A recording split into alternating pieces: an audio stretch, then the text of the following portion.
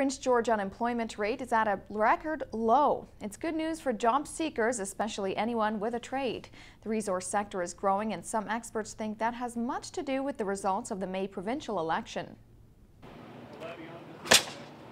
It's the sound of a busy economy, and recent job stats are nailing the point home.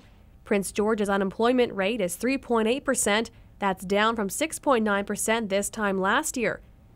But it's not all good news. The workforce has shrunk from 50,000 last year to 48,000 this year. I would suspect it's a function of the number of people that are either looking for work in the area.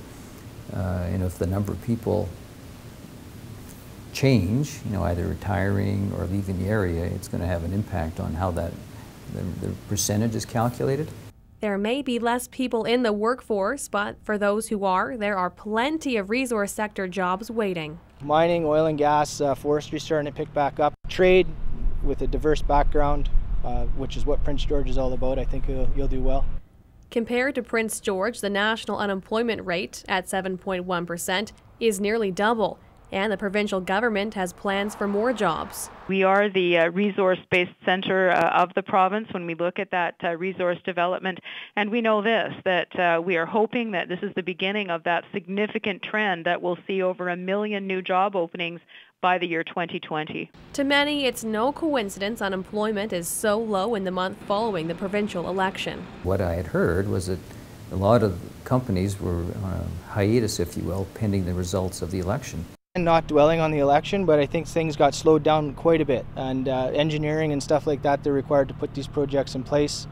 I think that basically stopped, shelved them for a bit to figure out what was going to happen with the election. Trades gained the most jobs last month. More than 12,000 new positions were added.